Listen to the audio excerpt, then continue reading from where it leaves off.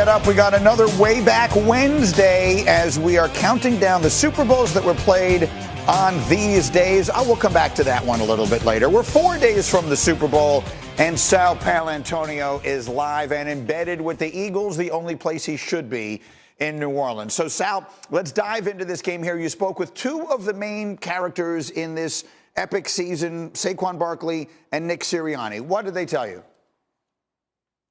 Two words, Greeny: unfinished business. Specifically, Saquon Barkley. I talked to him one-on-one on opening night Monday at the Superdome. And he told me during the year, listen, I want to rewrite my story. But it's not only about going to the Super Bowl, it's about winning the Super Bowl. And Nick Sirianni remembers all too well. Vic Fangio has been a revelation for the Eagles in year one as a defensive coordinator. I've made the point, you could make an argument he's the coach of the year in the NFL, even though he's not a head coach. How is his defense preparing for Patrick Mahomes?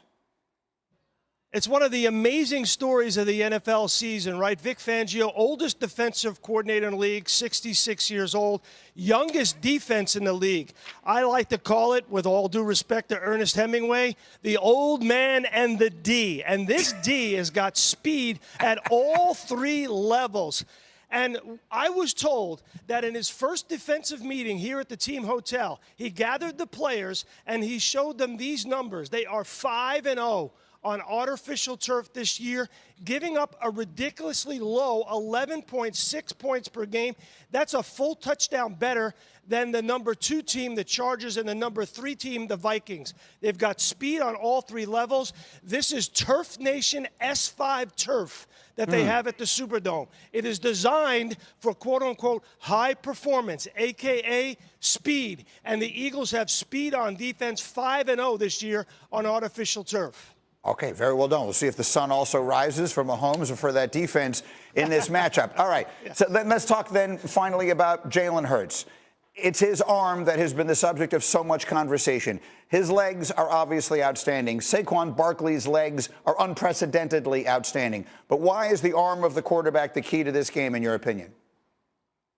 Because he's got to go deep early. He's got to stretch the field on the Kansas City Chiefs. Keep Justin Reed, keep Trent McDuffie, keep Steve Spagnuolo's defense honest. Get them off the line of scrimmage.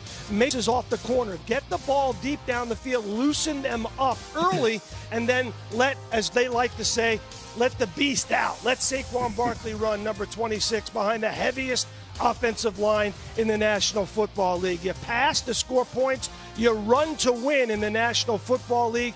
That's the Eagles' formula. That's what I think they will do in this game.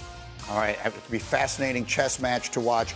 Sal, outstanding. I'll be down there this evening. I'll come find you. Thank you very much for jumping in here. Let me bring it back to my crew, and let's do an expert review, which is brought to you by Tax Act. Hawk, you will put together a little tape for us here on the matchup you think is the most important in Super Bowl 59. I'm watching Trent McDuffie on the outside for the Chiefs in press coverage because he's best in press and his defense wants to press him. But here's A.J. Brown, who is also incredible versus press. You'll see him get physical at the line. You'll also see him here where, again, you're playing within that 5-yard percentage, being able to be elusive enough to make guys miss. You'll also see him, again, be quick off the line because he's a threat on a go ball down the field, but also can separate. That's what makes A.J. Brown special, is that he can do all the things. And lastly, you'll see him put all those things together. Threaten downfield with the go ball, be physical at the point of attack, create separation. Now, when you look at A.J. Brown and you press, the reason why teams don't typically press him, whenever he's pressed, he has a 37% target rate, which means Jalen Hurts says, nothing to think about. They're pressing the best receiver in the game. I'm going to him with the football. How that matchup comes to life will dictate how the Super Bowl goes. So do you agree with Sal that they will take some deep shots early in this game, particularly maybe to Brown? Absolutely. Absolutely. They're going to play a lot of single high because of the run game. And again, if they're pressed man-to-man, you got to throw it down the field. Well, that run game is what you're watching, D. Wood. Absolutely, because their offense run through Saquon Barkley. I always talk about when we talk about the Philadelphia Eagles on offense, it's a numbers game. You play 6 in the box, 7 in the box. That's Saquon Barkley all day. And if he's gaining 4, 5, 7 yards, I always say you have to earn the right to rush. A surprise to absolutely no one. Bart is focusing on the defense and a different Jalen. It's Jalen Carter. Can we just roll that tape I like one more time as I give it to Bart here? This is one of my favorite tapes that we've seen. This is first Jalen Carter. Look at the athleticism. He's the guy. Well, listen, when you talk about the last time we saw Patrick Mahomes lose the Super Bowl, it was against Todd Bowles. And how did he rattle him?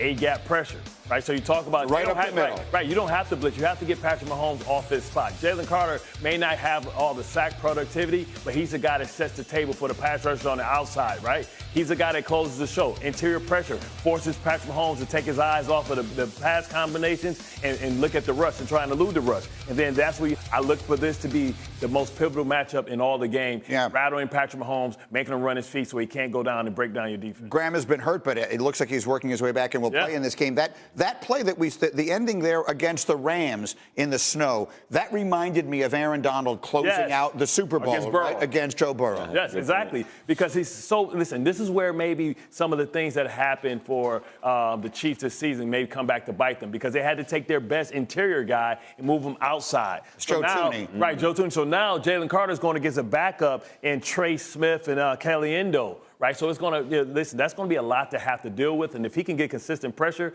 I'm telling you, I like the Philadelphia Eagles. The one thing, Trey Smith is a veritable giant of a man. Yes, he is. But what's the goon to a goblin, though? What's the goon to a goblin?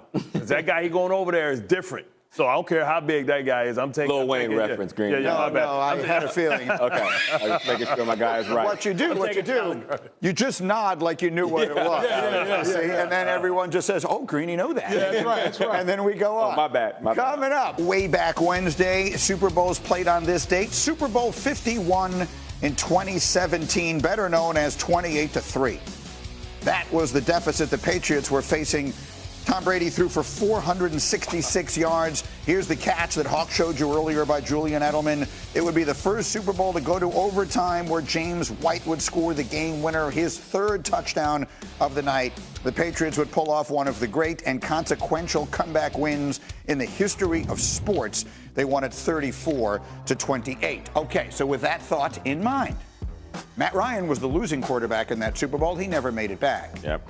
Who was the youngest quarterback at the time of his second Super Bowl loss? After much deliberation, Greeny, I mean, we had Jim Kelly. We know he lost 4. We know John Elway. Final answer, Hawk. We're going to go with John Elway. Wow. That's right. John Elway is correct. That is well done. In fact, he's the only one. He is the only one who's under the age of 30. It's Elway was 27 years old. Kelly was next, so you were right on it. Followed by Tom Brady, Fran Tarkenton, Craig Morton, Roger Staubach, Kurt Warner, and Peyton Manning. Very well done. So that's one kind of history. Let's talk about another. I've never had a team that I didn't believe could win the Super Bowl. The Chiefs have won! The Chiefs have won! You're the man! It is a dynasty! Legendary, man. I can't say anything. I want to get 3, though. You